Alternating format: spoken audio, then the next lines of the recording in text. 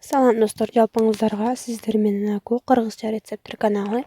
Мен бүгүн булочканы биринчи жолу жасадым. Ушундай эле проверка болмокчу, сиздерге менин кетирген каталарым жөнүндө айтмакчымын. В общем, биринчи жолу жасалганда булочка кандай болору жөнүндө айта кетмекчимин. Ушундай эле ичтеринде минус, плюстары бар. Бул рогалики начинкасы менен повидла менен кетти. Менин үнүмө көңүл бурбай эле коюңуздар, мен кичине ооруп турам. Бирок тартылган видеомду озвучка кылбастан чыгарганга чечилген жокмун. Анда эмесе көрүп баштайлы.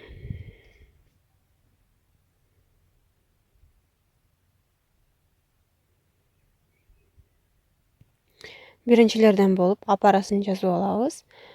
Меники 30 булочка жасадым. 30 булочка үчүн мен 200 миллиграмм жылуу сүткө почти 20 граммдай дрожь алдым.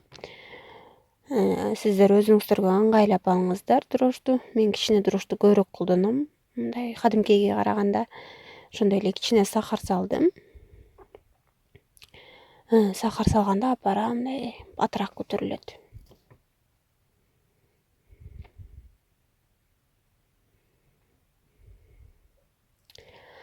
Муну даярдагандан кийин үстүн жаап, бир 5 мүнөткө коюп койсоңуздар, бул бат эле көтөрүлүп чыгат. Бул көтөрүлүп чыкканча сиздер ысыгыраак сууга майды салып эритип алыңыздар. Мен кичине азыраак май салып алдым, силер көбүрөөк салыңыздар. Май канчалык көп болсо жумшагыраак болобу, ушундайраак экен. Андан кийин сүт коштум. Суу кичине жылымык болгонго чейин ысык сууга майды эриткем. Майды эриткенден кийин үстүнө сүт куйдум, ыстак суу. Экөө бири-бирине мындай жылуу болуп даяр болгонго чейин.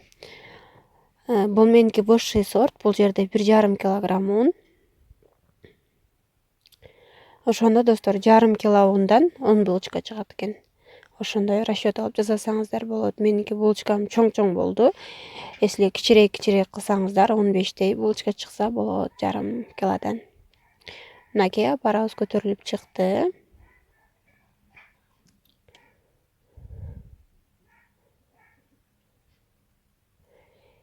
Эми бул эмеден куюп, даярдап алган суудан куюп, камыр жууруй беребиз. Баш аягы менде 1 литрдей суу кетти. Апара 200 миллиграмм сүт кеткен. Анан буяктан 1 литрден кичине бир 200 миллиграммдай калып калды.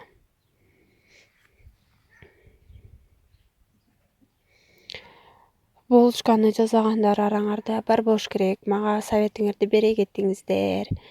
Мен высший сорттон жасасам деле булочкам мындай аппак болгон жок да. Мен мурун жасап жүрчүмүн булочканы, бирок эсимден чыгып кетти, көптөн бери жасабагандыктан. Аппак болуш үчүн эмне кылыш керек булочканы? Меники экинчи күнү булочкамдын жарымысы кичине сырты катуураак болуп, жарымысы ошондой жумшак эле боюнча кала бериптир. Ал эмне себептен болушу мүмкүн? Ошолор жөнүндө да бөлүшө кетсеңиздер. Мен видеонун аяктарына чейин мен өзүмдүн советим менен бөлүшмөкчүмүн.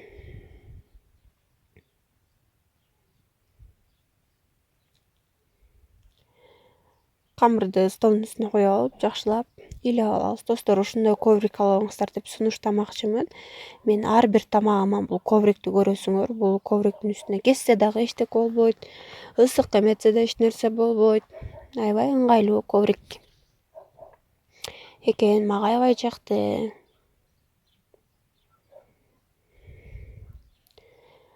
Камыр уже колго жабышпай, мындай жакшы болуп калды. Ушундай болгончо ыйлай беребиз камырды.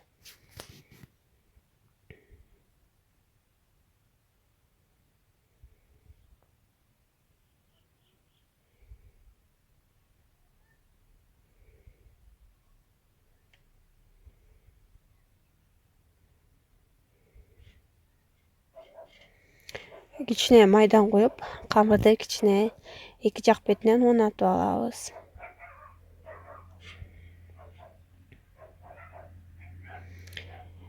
Эми болсо үстүн жаап, жолуу жака көтөрүп чыкканга чейин коюп коебуз. Мага бул 1 сааттай убакыт кетти.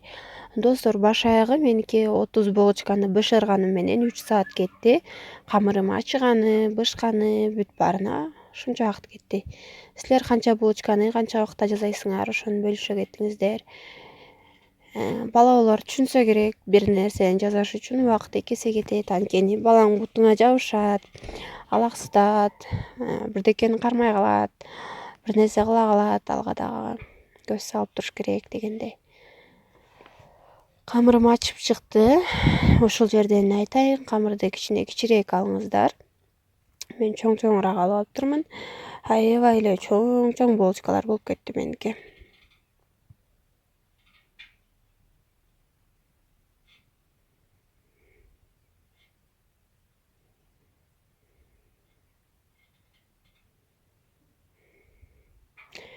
Ушундайдын жарымындай кылып алыңыздар деп сунуштайт элем.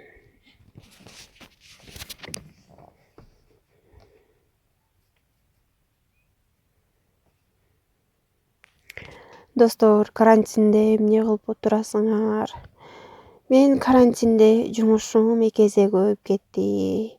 Үйдөгү жумушта жүргөндүн баары үйдө карантинде отуруп калышты. Алардын 3 маал тамагы, андай-мындай болуп эле эртеден кечке күнүм өтүп кетет. Сиздер кантип отурасыздар? Булардын баарын үстүн жаап, бир аз көтөрүлүп чыкканча коюп коебуз. Андан кийин аябай жумшап калат, ошентип эле кол менен жайып коебуз. Ушул жерден айтмакчымын, достор. Аябай камырдын жука кылбаңыздар. Анда повидлабыз болсо, биздин түйгөн жерибизден эмес, камырыбыздан тешип чыгат экен. Меники бул суюк повидло болчу, коюткам. Ал эмне менен коютканымда кызык болсо, комментарийге жазыңыздар, лайк басыңыздар. Мен лайктан түшүнөм. Эмки буюрса булочкамда повидлону эмне кылып коюптарымды айтып кетмекчимин. Бул жерден мен биринчи катам болду. Мен бышмайынча түшүнгөн жокмун бул катамды. Сиздер кетирбеңиздер бул катаны. Мен биринчи эмелерим бүт эле тешилип калды, повидлосы көбүнкү. Мынакей рогаликтер мындай болот. Мен сиздерге азыр жакындан көргөзөм. Мынакей. Бунун да камыры жука. Камырым кичине калың болгондорун видеого тартпай калыптырмын, тилекке каршы. Бирок сиздерге сөз менен айта кетейин. Камырын кичине калыңыраак кылып жайыңыздар.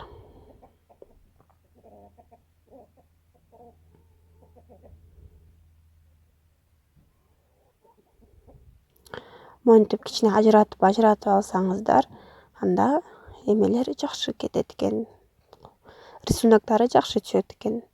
Мынакей, достор, мен астына сливочный май сүйкөдүм. Жолуу жерге коюп койдум. Ошондон 2 эсе көп чыкты. Бул бышкандан кийин меники дагы ушунча эсе көп кетти. Ошондуктан ал эмелерин мындан да алысыраак коюңуздар. Экөө бири-бирине жабышат экен.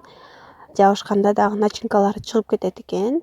Ошондуктан кичине алысыраак кылыңыздар деп сунуштайт элем. Эмки видеодагы тартам булочка рецепт.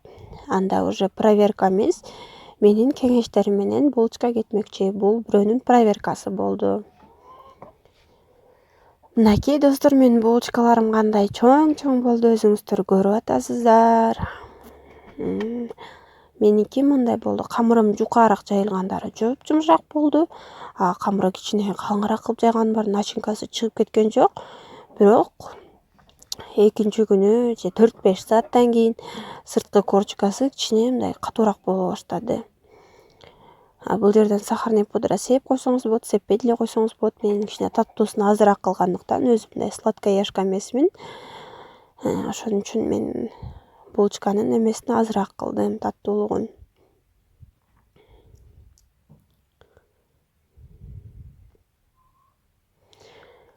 Мындай кетти да. Биринчи күнгү жасалгандарым жук эмес, камыры жук болгондор жумшак болду, камыры калың болгондор катуу болуп калды. Саламатта болуңуздар достор. Каналга катталып, кийинки видеону күтүңүздөр.